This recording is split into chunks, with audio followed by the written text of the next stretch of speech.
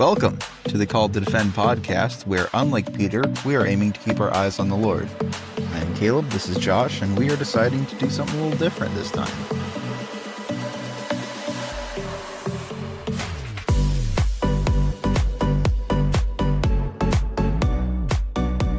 We're going to try a video alongside the podcast audio. Just testing waters. That was a weird choice of words, but just testing things. But crash. Okay, you know what? It's just kind of like an idea, it's I love what we're doing with this, but I'm just wondering, I want to die more. Yeah. I love what we're doing, To live is Christ, to die is gain. Oh my gosh. I love what we're doing with this podcast. I'm wondering for our YouTube viewers if a video to go along with it, if it would be better for them versus, our podcast listeners, they're not going to see the video, but right. For our YouTube viewers, if this would be a better format, or if they like the audio format, we'll kind of see. We'll try this like maybe once or twice, see if people like this better. We'll put a poll out. So last week we were in Matthew 14 and we didn't finish because it was a lot there. Yeah. It's a very, very deep passage. Yeah, like stuff that thematically I remember kind of being more aware of before already. And then you kind of found some things in the Greek that I was like, that has so many more layers. Yeah. I was not ready for that at all, especially the torturing of the waves and the adversary of the wind. Yeah. I have those moments by myself. I'm going through the Hebrew where someone like shows me something in Hebrew. Then I kind of want to share those moments with other people and I hope like I get those. But with the Greek, it was definitely like, yeah, it's one of those moments right now where it's like, dang, so much here. Yep. And then the ego I me, I don't know why they choose to translate it that way. There's probably some reason. I wish they just kept it as I am because they did it elsewhere. But we left off at what, 28, I think it was? Yes. Left off at Peter's response. 28. So could you recap a little bit of where we're at right now with some of the things we talked about last week? Yeah. So we started the section of Jesus walking on the water with Jesus sending the disciples and then Jesus going up onto the mountain alone. Right. And that's the importance of that phrase, going up onto the mountain, because it's repeated. It's a repeated theme throughout the Jewish Bible. And then Matthew is appealing to that for his Jewish audience, saying, hey, you know this phrase. This means something divine is about to happen. And he also starts to set that up linguistically, building towards the transfiguration. Because he's using the same phraseology as Moses and Elijah. And then who was at the transfiguration? It's Moses and Elijah. And then we went on to talk about, as you mentioned, the torture of the waves of the storm, really more so. But obviously the waves are part of the storm. And how it was, quote unquote, torturing the boat, and how he's like, that was kind of weird for us to think of like an inanimate object being tortured. But of course, it's the people inside the boat. Is why they grammatically they choose beaten or like beating the boat, knowing that is implying that the people in the boat specifically, that sure that they translate that one grammatically, but it's the people that are being tortured. Yeah. And then going from there, you mentioned as well the wind being an adversary. Yeah. And how it's that idea of chaos, and it's that idea of adversarialness that we kind of see also with discussions of Satan. Sure. And so it's this very Genesis 1-3 idea that's present in this little section here. And then we have a reinforcement of Genesis 1, where God is again over the waters. Mm-hmm. And Jesus walks on the sea. And it's kind of funny how the disciples think he's a ghost, right? They're very much in this mindset of we are going to die. Yeah. I have to think some of them seeing a ghost thought, oh, wow, we are dead now. Yeah, I remember you saying that. They're like, oh, we're in Hades. Yep. We're done. This is Hades, right? And then Jesus, of course, uses the divine name for himself. Yeah. And he says, have courage, don't be afraid. I am. Right. That's where we left off, because we talked about something like the idea that chaos has no effect on God. The closest it does is an impact on us because he loves his creation, he loves his people. And then we talked about some of the things that people might be going through, whether they've just spiritual chaos, emotional chaos, something physical, something mental, and how there's some people who's like all they've ever experienced is chaos, even as Christians. That's just it's just kind of their world. But take heart because he is, which Right. plays kind of a bit into what Peter is about to go through. Yeah. In some capacity. For sure. And so why don't we jump into that? Yeah. 28, Peter answered him, Lord, if it is you, command me to come to you on the water. So that's an interesting statement. Mm-hmm. Why does Peter say, if it is you? Right? Especially when he says, Lord. Mm-hmm. He addresses the figure that is coming towards them as Lord. I find that interesting that he says, Lord, Yeah. if it is you.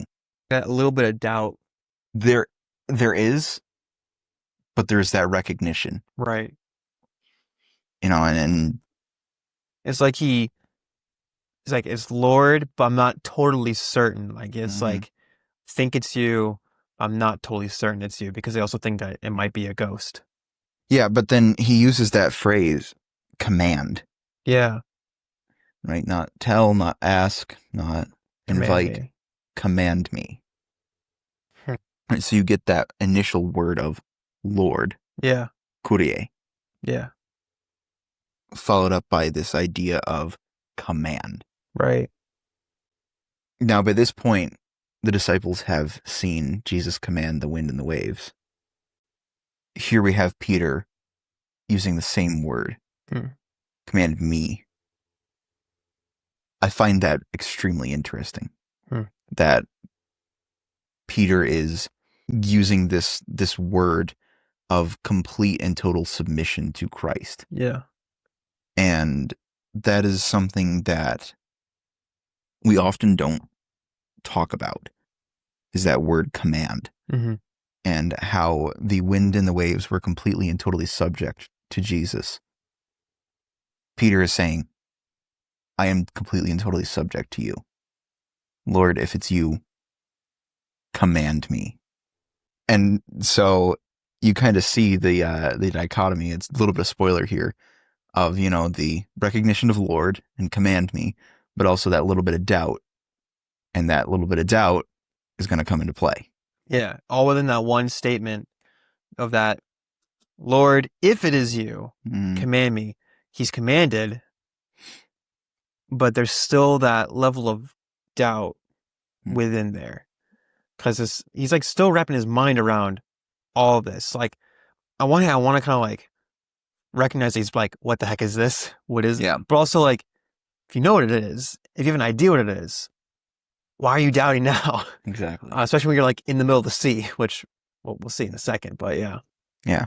Well, and I find it interesting. His request is not, come to us. Yeah. His request is, command me to go out onto the water with you. Command me to walk as you walk. Command me to walk as you walk.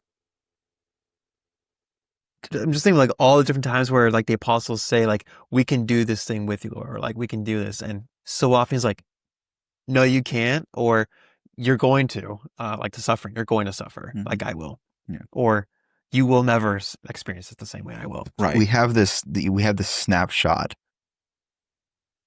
Right. We know from the Old Testament that only God is in control of chaos. Yeah. And only God walks on the water. Mm-hmm. So for Peter to then say, God, I want to do it too. Lord, I want to do it too. If it's you, command me to come out onto the water. And then Jesus allows him. Right? What Peter is asking is no small thing. Yeah, no. Because he's asking to defy the laws of nature themselves. Yeah. And like Jesus is doing it because he is divine. Right. Peter would be doing it because he is. Because trusting in the divine. Right. Jesus is doing it because Jesus is divine. Peter is doing it because Jesus is divine. Yeah. That's effectively all that's going on there. Yeah. Yeah. Yeah. So, but it's interesting then that, Peter later in his epistles writes that we have participation in the divine nature. I doubt this was the thing on his mind when he wrote that, but it's kind of funny to see that he is about to participate effectively in the divine nature Yeah. at his request, and As God request, allows it. it kind of ties into not the exact same thing, but we've talked about a while ago about sometimes even like good or bad, evil even. Sometimes our request is of something, Mhm. and God still allows like, okay, you want this. Well, here you go. Like in Genesis 6, you want chaos. Okay, well here you go. Yeah. Oh, you want to walk as I walk. You want to see what it's like. Okay, Yeah. you can try, and know that if you fail, it's not because I failed. Right. Yeah. No, I do appreciate that God gets along great. I shouldn't say this because he was a very staunch atheist, but gets along great with H.L. Mencken, whose famous quote is, "Democracy is the theory that the common man knows what he wants and deserves to get it good and hard." Were you saying that? Yeah. Yeah. Yeah. So that's, I find that quote to be very, very true in a lot of circumstances, right? Especially outside of politics and especially here, in scripture, where, as you were just saying, God's saying, "Oh, you want chaos? Well, you'll get it good and hard." Like you want to experience, like you want me to take my hands off? Mm-hmm. Here's what's like with my hands off. You're like, Yep. oh, a flood that just destroyed the entire cosmos. Okay. Yep. Or like, oh, I get to walk on water like my Lord. Awesome. And it's terrifying. Yeah. Guess I'm jumping ahead a lot right now. You are, but that's okay. That's okay. The last thing I want to point out there is the fulfillment of Jesus' words in the Sermon on the Mount, which is, "If you ask for it in my name, it shall be given to you." Yeah. I find that interesting. Peter asks in his name, and it is given to him. It says, "Lord, if it is you, command me." It's like, all right. Right. And it is that submission, "Lord, command me." It's your will. Yeah. It's this interesting thing where Christ is allowing Peter to come on the water, but it's also his will and desire for Peter to come out on the water. Right. Because there's something here for him and the other apostles to be learning about who he is, who they are, and their need for God and for the power that Christ has and who he is. It's all bundled into this one moment. He's like, my desire is that you do ask me and that I allow this thing to happen because of what it will teach you. Right. But also, you think you know what you want, and I hope you realize that this is what it's going to be like. Yeah. And that applies to so many different situations in life. So many. All right. Least of all, salvation. Yeah. Right? God desires for us to be saved. Peter, in his epistle, states that. Yeah. God allows us to make free will choices. Now, I'll irritate some Calvinists here, but one of those free will choices is to accept God's desire for us to be saved. I love how much is just packed into here. Where we get the recognition of divine will. Yeah. And we get the recognition of God allowing something, even in accordance with his will. Yeah. Right? It's a beautiful picture of the Christian relationship with God. Well, this entire passage, we were talking about this in like our class everyone will see starting this Wednesday. We started Chaos Monsters class. Like just one of our sisters that was there, she was going on about, there's just so many passages that we just kind of like go through. Like they're just very familiar to us. Maybe just because they're very like popular. And we kind of just go through it and it's like whatever. And you feel like you're kind of just treading along.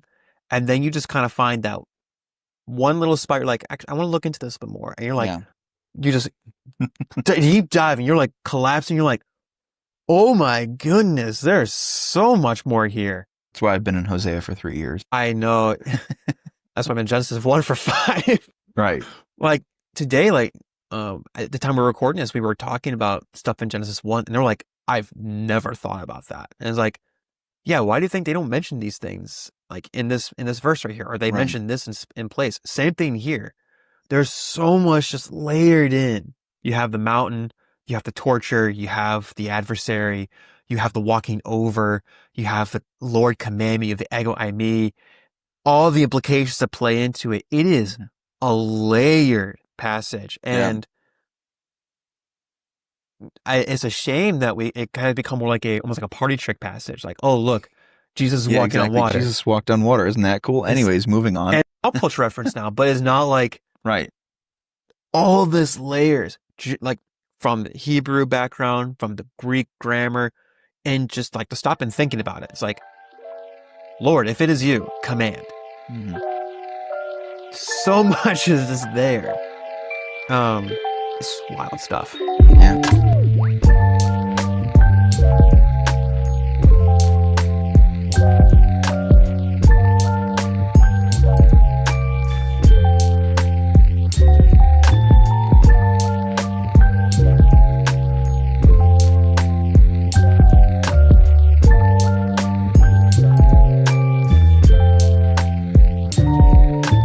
Verse 29.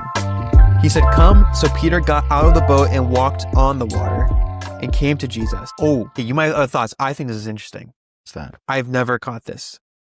So we've been mentioned before, it specifically talks about Jesus walking on the sea. Yes. It just says Peter walks on the water. I don't know if there's a difference in the Greek there. I just kind of caught that. I There's a haven't word looked at it choice. at all. It could be the translation. Let me see here. Hi, Doctor. For the word water. So I would, my thoughts on Hudata? Upsilon. Yeah. Hudata, sorry. So hudata. Hudata. And that is Peter and Christ walks on the Thalasses. There's a difference. There's a difference. Interesting.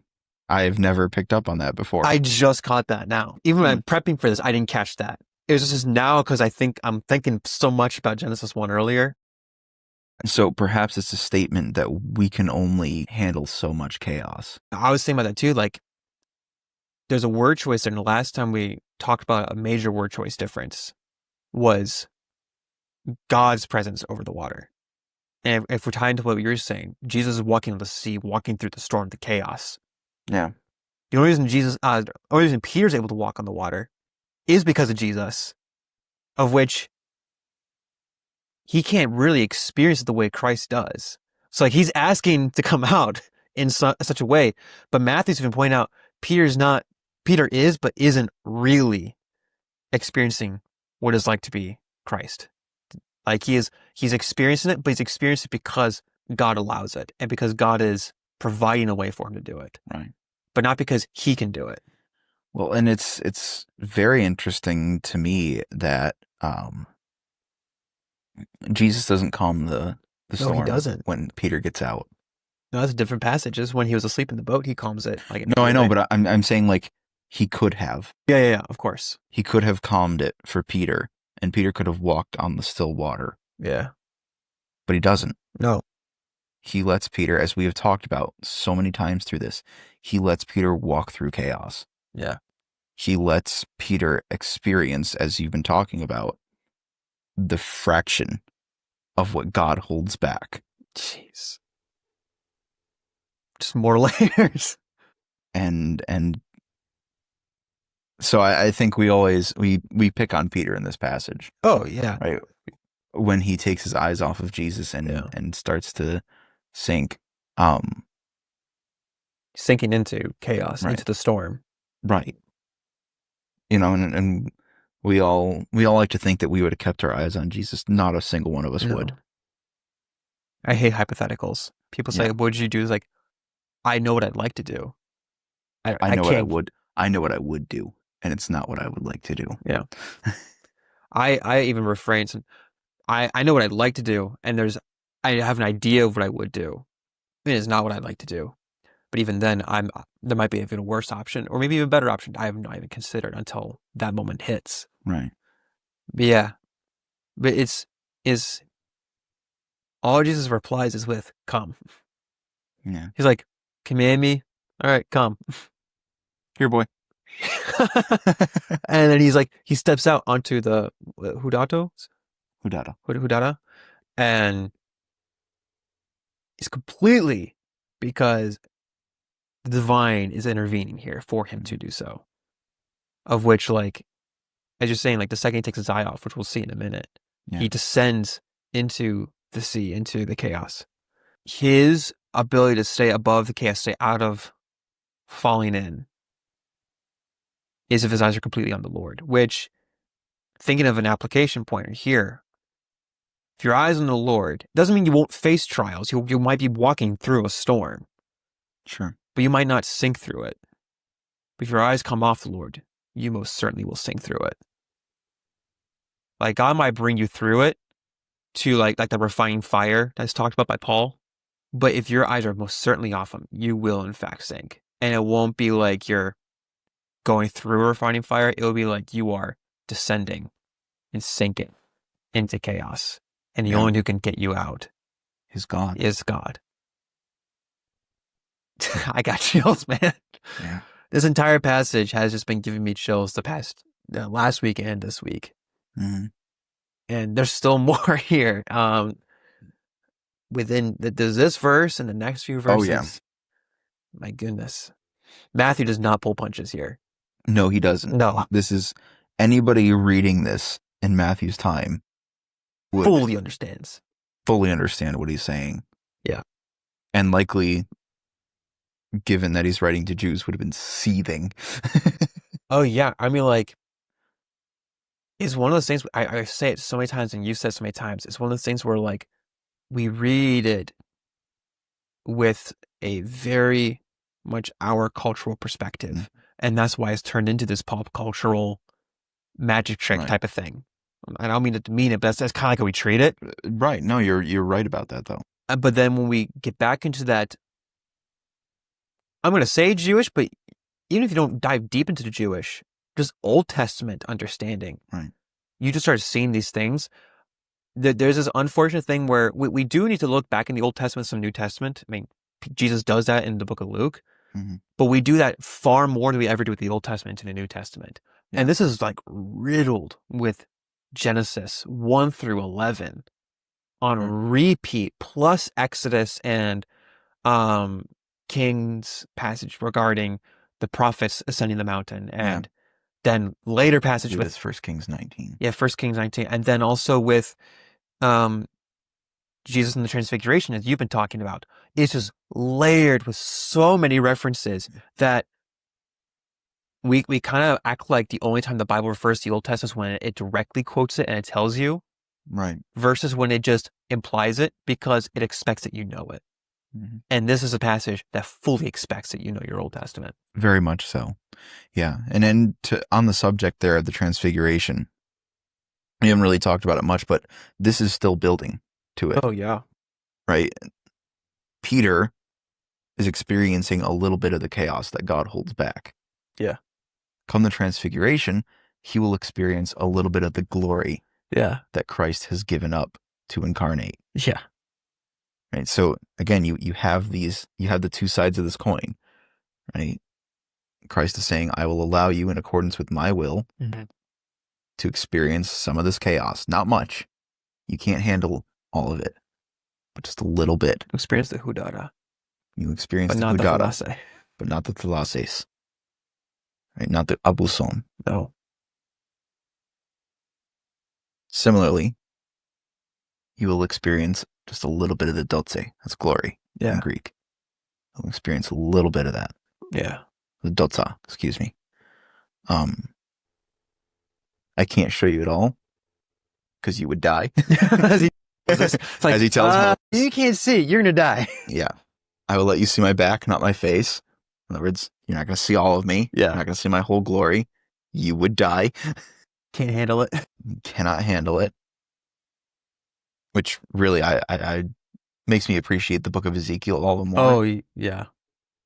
Because, again, I have said it many times. There is one human being that I want to meet twice. Ezekiel pre-vision and Ezekiel post-vision. Pre-chapter 1 and post-chapter 1? Exactly. And not even necessarily chapter 1, all of it. That's fair. Right? Like, just the sheer amount of pre-chapter 1, post-chapter 48. One of the, I would argue, is one of the harder books in the Bible. Definitely. Period. It's like top, in my opinion, top 3, one of the hardest ones. Yeah. It's just so difficult. But it's funny because it informs so much of Revelation. I know. Everybody loves to run to, and it's like, guys, you are missing so much background and context here from the book of Ezekiel that John is pulling so heavily from. Revelation is pulling so much from the Old Testament, especially Ezekiel and Genesis. Like, it is just yanking on those. Like, hey, remember this? Yeah. No? Go read it. Oh, man. Yeah. No, that the whole idea of that little bit that he's experiencing, because we don't know how far he gets out there. He gets out enough that when he does begin to sink, he's not like he can reach out and grab the boat. Right. Like, he definitely seems to have gone a little bit of a ways. But it's not like he's walked the whole sea like Christ has been walking. He is within reaching distance of Christ. Yeah. Because Christ reaches in and saves him. Right. But he's not all the way there. No. Because if he were all the way there, he wouldn't have sunk. No.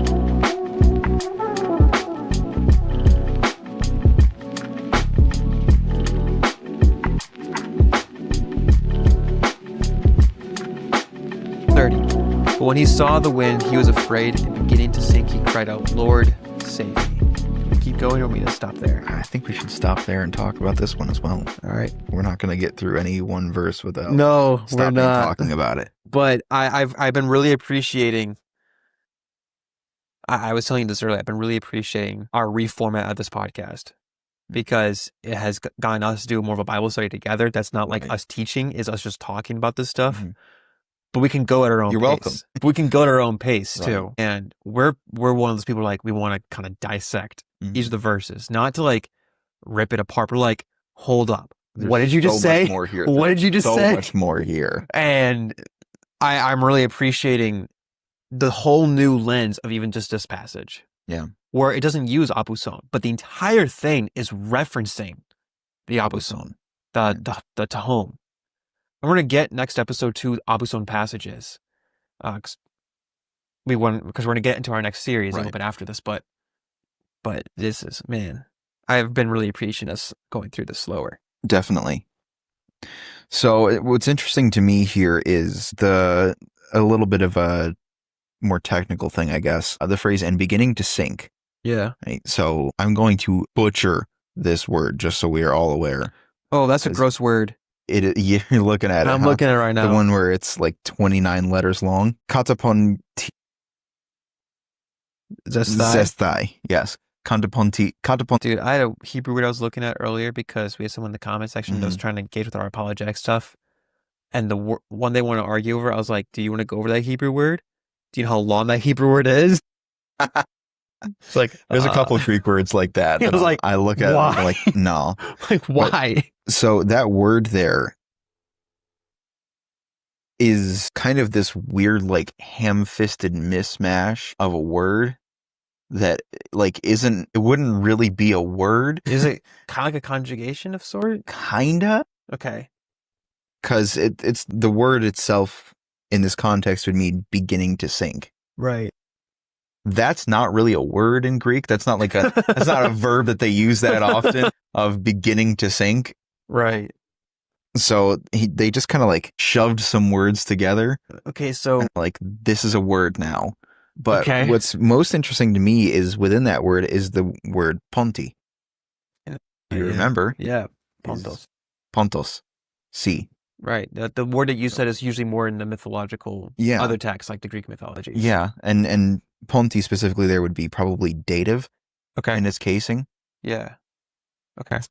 Which would be positional. So it'd be like with or in. So the idea here is he is in. Right. And it seems obvious. Into the water. It seems obvious. Yeah, duh, he's sinking into the water. But the purpose there is like this concept of he is fully enveloped in the sea. Right. Like, it's not even like he's just like we're talking about like he's beginning to sink. So like obviously like your feet are going in, but like when you sink, you don't really just go nice and slow. You're like, bam, you're in. Yeah. And then you're treading, you're trying not to be falling down. But if we remember, like the whole, like the waves are torturing the boat. So if you're not in the boat, in this little vessel, and like this, Right.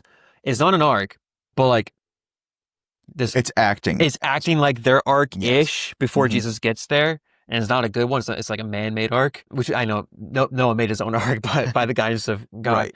But he has no protection. And then you add the adversarial wind.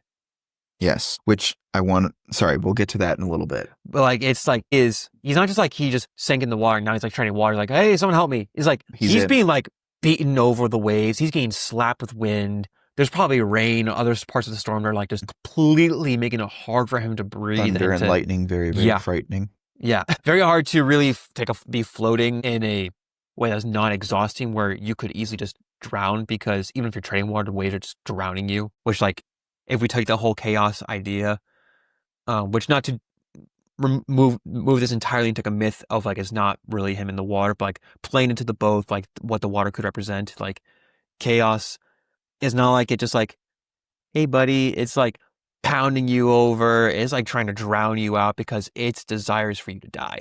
Yeah. It just desires for you to be completely destroyed, completely back into disorder, that there is no order, there is no creation, there is no filling, there's none of that.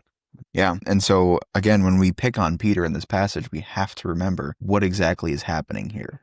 What exactly is happening here, and how we are very much likely to be doing the exact same thing. Absolutely. But the force here, it doesn't say, it buries the word sea in there in a weird way. But the operative word to me here is anemon. Okay. Right. So ton anemon, the wind. That's what gets Peter. It's not the rain. It's not thunder or lightning. It's not even the sea itself. It's when he sees wind. And wind is not something you can really see. So there's definitely something else happening here with the wind.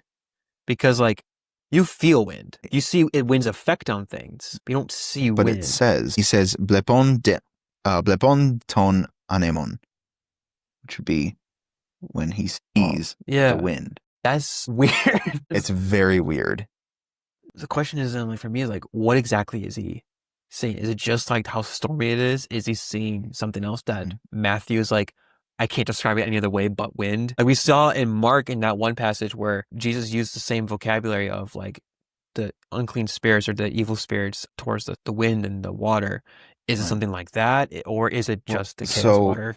Well, if I can do another thing here, could you read that phrase in the English for me? The whole like first phrase there. Verse 30? Yes.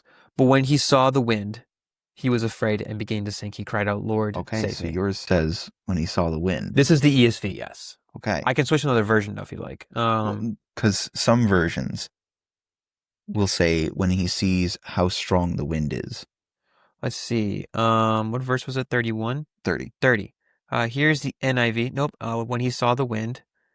Let's see. HCSB, I know, does it. Let's see. I'm going to try a couple others. NASB, but seeing the wind. Okay. So it might be, let's see, you said HCSB? Yes. But when he saw the strength of the wind, he was afraid. I don't like that translation. Don't like the HCSB translation? Why did you go hunting for it? Because I want to make a point there. Some Greek manuscript copyists will add in a word there. Sure. Not uncommon for some spots to do that. Sure. Almost like a commentary type of thing. They will add the word iskouros, which is strong, mighty, powerful, of strength, etc. That's not what the text says. So it doesn't say he saw the strength of the wind and was scared. He saw the wind. Saw the wind. So I don't remember. Do you know if the HCSB, you might not know, do you know if they were translating with the copies that had that and that was just they were just following that? I don't know. Or do you think they were influenced by that? I have no idea. It's an interesting thing. I'm wondering what exact copies they were working with. It was interesting. Maybe that was influenced, maybe they were just copying it down, but the older ones don't have that in there, which is why probably your more standard ones don't include that at all. NIV, NASB, ESV, etc. Yeah, no, but I wanted to go there to talk about specifically why do they include the strength of the wind versus going with what the text actually says. Right. And that this is in some sense inserting that modern understanding into the text.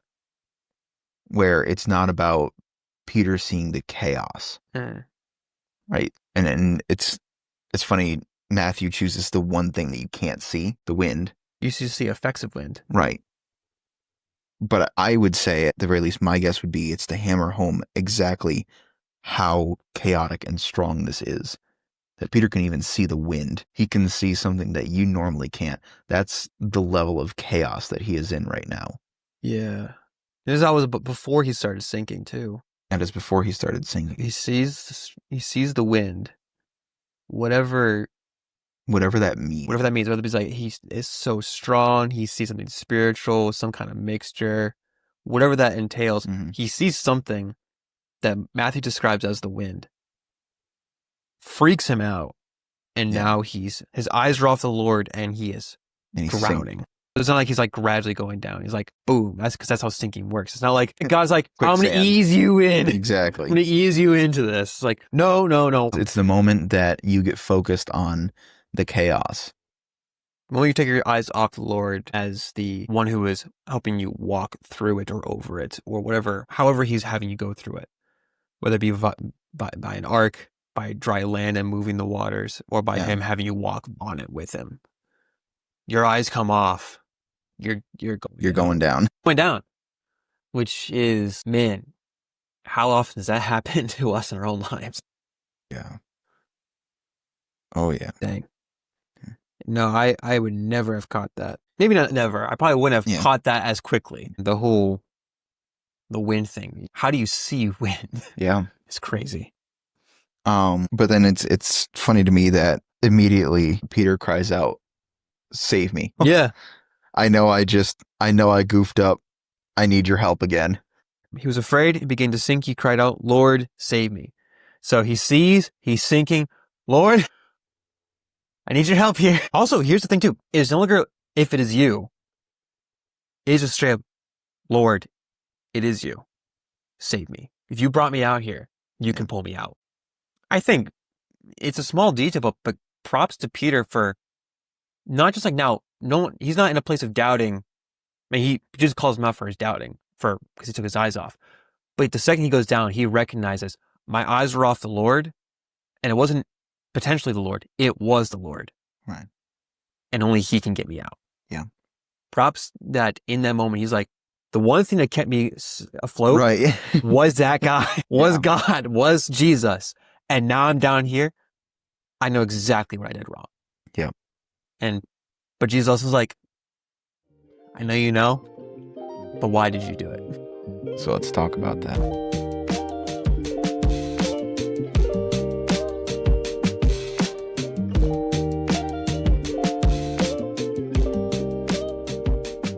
Verse 31. Jesus immediately reached out his hand and took hold of him, saying to him, "Oh, you of little faith, why did you doubt?" I like that you emphasized immediately there. I did. I did do that on purpose. Yeah. Because there was no hesitation on Jesus. Not at all. It wasn't like, maybe I'll help you, or here, learn your lesson first. Well, it's kind of like how we sometimes treat people with the gospel, where we're like, clean yourself up first, and then I'll tell you. And then I'll tell you about the gospel. And it's like, no, I will not accept you. I will not permit you to stay where you are, but I will accept you where you're at. Mm-hmm. I will pull you out where you're at. But I'm not going to permit you to stay there. I'm going to tell you to go and sin no more. Yeah. But I will Jesus pull doesn't you. Put him back in the water after he saves him. He's like, I will pull you out if you call my name. Just don't stay. Don't stay. Yeah. Because then you're going to sink again. Mm-hmm. But yeah, immediately, Jesus did not hesitate. The second he said, Lord, help me, bam, got him. Man. So I realized that obviously Jesus is God incarnate. Yeah. And his power is infinite. It says he reached out his hand. Singular. Bam! Bam! Get over here! Can you imagine if you go to Scorpion? Oh my goodness. What a moment to do it. But no, it's I'm imagining him doing that to the devil, actually. When he's exercising people. Yeah. No, it's interesting to me that, right, in order to save Peter, what does Jesus have to do? He reached out his hand He reaches his hand, but where does he have to reach it into? into the water, He has to dip into the chaos for him. which is the very thing that Jesus does for us. Right. Which I'm This is a microcosm of the incarnation. it's the incarnation and the crucifixion. Right. I am so excited when we get there in the chaos water and the chaos monsters discussion about how Jesus, in becoming incarnate, becoming like us, descends into the very thing that he came to pull us from. Right. And it's like, that's a thing that was never really taught to me regarding the gospel. It was always, you screwed up, you gotta be saved. Do I disagree with that? No, but the extra nuance, there's more nuance there. It's not merely just like, hey, God's mad at you, I'm gonna take you out. Exactly. There is something that he's saving you from. And it's not just the wrath and justice. There's something he's pulling you from because of the thing that took us away, or that we've given ourselves over to. Right. And of course, given that this is a microcosm of salvation, Yeah. it also gives us a little bit of a picture of what hell is like. Yeah. Interesting. And that's so to kind of I think we'll talk about that later, actually. I think we'll talk about that Okay. after verse 32. Okay, cool. But we're not quite done with verse 31 yet. Oh yeah, no, we just looked at it immediately. Right. And reached on his hand with His one hand. I get it, he's incarnate, but come on. I one know. hand? My Yep. gosh. But then we have that beautiful phrase, ye of little faith, Why why did do you you doubt? Which, again, Peter knows what he did wrong because he knew who to go back to immediately. Right. This is, again, a Genesis moment. Genesis 3. Where are you? He knows where. He knows why he doubted. Was that Rhetorical question? Was that rhetorical question to cause reflection? Why did you doubt? Why did you take your eyes off me? I don't know, Lord. Well, now you know what it's like. Yeah. Are you going to do that again? Don't want Probably. to. I don't want to. I probably will. I don't want to. Yeah. But think like how quickly he was distracted by that wind. We're so we don't know like how much time has passed during this whole thing. But it at least reads like bam, quick. Yeah. How quickly our eyes just flee off. And he's like, why? Why'd you do it? And sometimes we have an answer. Sometimes we're like, I honestly don't know. I was scared. Why were you scared? Because it's terrifying, that wind. Do you not realize I'm greater than the wind? Yeah. Exactly. And I would think in that moment it'd be kind of do you realize it didn't affect me at all? Do you realize that I walked through it? I walked over it. I walked there to get here. And I had no struggle. Right. Why did you doubt me? And it's one of those, it's such a dumb moment. Like, duh. And yet, why do we do it?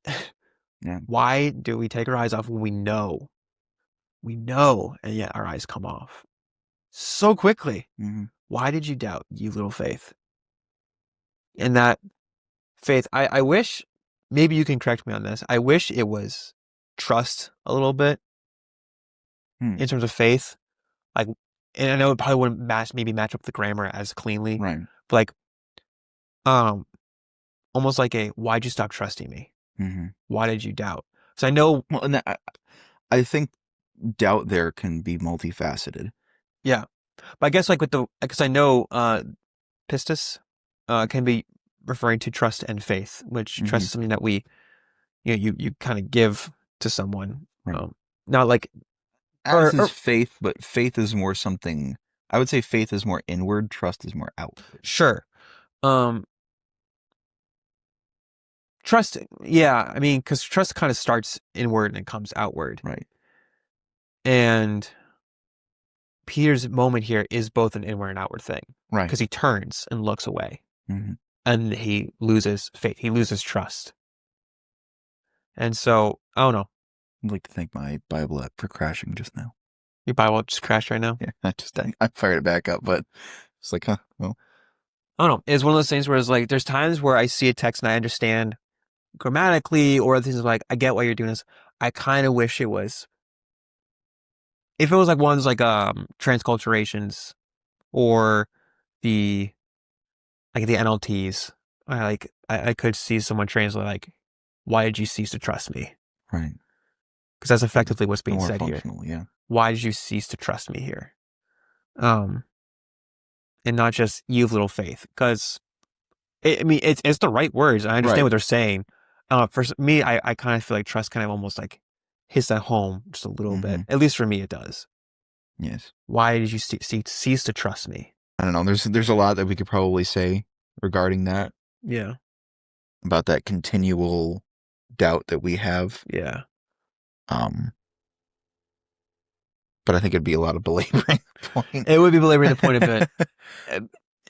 It's something that I think that we all just need to reflect on. Definitely. It's like so quickly we're willing to go against Adam, go against Peter, go against the Israelites, go against all these people like Thomas. Oh my goodness. I hate that we call him Doubting Thomas. Yeah.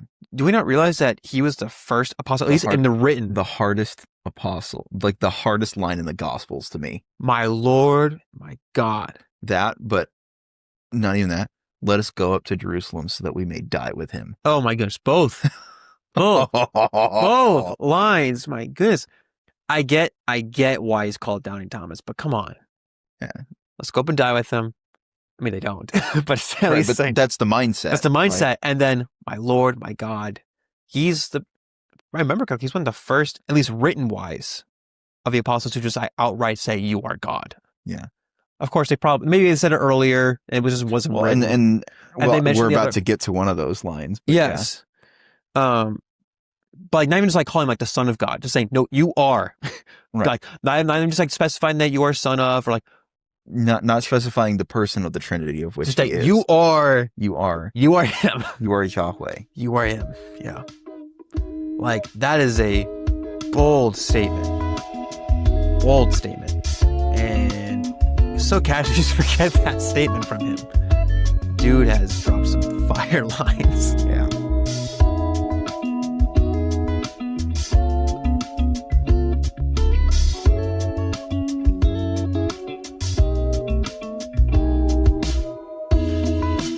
Verse 32. When they got into the boat, the wind ceased. Yeah. When they got in the boat, the wind ceased. When they were saved, chaos could not touch them. Yeah. Yeah. It's like Jesus is the second he was in there, that mere man ark became like the divine ark because his presence was there. Right. That little ark, is now fully protected. Not even just like struggling to survive. Yeah, is fully protected. Yeah. Of which, as you mentioned in the Mark passage, when it even tries to strike when he is there. Mm-hmm. Rebukes the wind, which is still boggles my mind. Rebukes the wind in the sea, and then it goes silent. In God's presence, there is peace, and there is salvation, there is protection. Mm-hmm. Yeah, when they got in the boat. Which then, again, I want to return to that, the idea that I put forward very briefly, that this is a picture of salvation, obviously, which means that this is also a picture of hell. You know, there's a lot of speculation and debate on the exact nature of hell, and we're not going to answer that question tonight. No, but that's a whole nother. That's a whole nother thing. It's a whole series of its own. Given the descriptions that we get, right? It's the lake of fire. It's outer darkness, and I truly believe in this passage, this is another picture of hell. It is wind, it is storm, it is chaos. Yeah. Hell is chaos. Because remember, it is without God. Hell is the place without God. Yeah. And where God is not, there is chaos. There is darkness. There is the Tehom, the perpetual darkness, destruction. Right. Fear. All of it. Disorder. Torment. right? All of these words that Matthew uses to describe the event that the disciples are experiencing, all of these words are words that are used to describe chaos and are used to describe hell. Matthew is saying Christ saved us from hell. Not in the literal sense of that they were literally in hell at that moment. What kind of people say like hell on earth type of thing, right? Ish. Right. This is as close as they got to it. Yeah. Right. Because they were fully in chaos, and then as soon as they enter the Lord's presence, the chaos is gone. I find that fascinating. This whole thing's fascinating. Right. Yes. But I find that particularly fascinating because it's Matthew giving this peek into what life without God is like. It's really, in which case, it isn't life. It's just chaos and torment and death. It really is almost the entire biblical narrative wrapped up into one thing, which is there's chaos. Man is in the chaos. Man looks over to the chaos. Only one person, only one being, one person can take them out of that chaos. Only one can save them. Mm-hmm. Jesus. And it's the one who came down to walk through it, walk over it. Right. Just as he did when he created it. Not created chaos, but created everything. Mm-hmm. And it really is like you see the gospel message within this passage. You see the Genesis narrative in this passage. You see the flood narrative in this passage. You see the prophet message. You see all of these things just wrapped up into one. What is this? Like verses We've 22. Gotten through 10 verses. Yeah. So if you include 33 and 11 verses. 11 verses, yeah. 11 verses. Jam-packed. Almost the entirety of the Bible is jam-packed into 11 verses. Here's a challenge.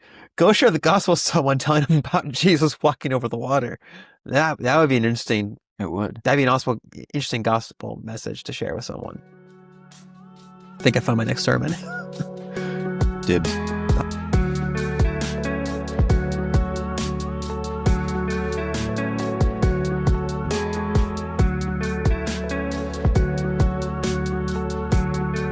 Verse 33. Let's just wrap it up. And those in the boat worshipped him, saying, "Truly you are the Son of God." And there is the transfiguration complete as well. Yeah. Matthew has set it up. And he has shown that even without visualizing the glory, which is coming,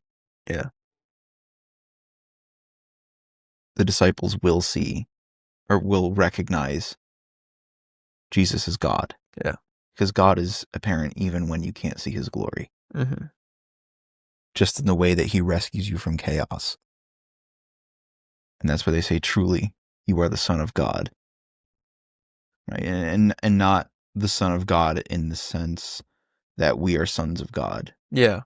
The Son of God. Mm-hmm. God incarnate. The second person of the Trinity. They fully understand this, and that's what they're worshiping him as. Because they recognize him as I like you, Josh, but I'm not going to worship you. Yeah.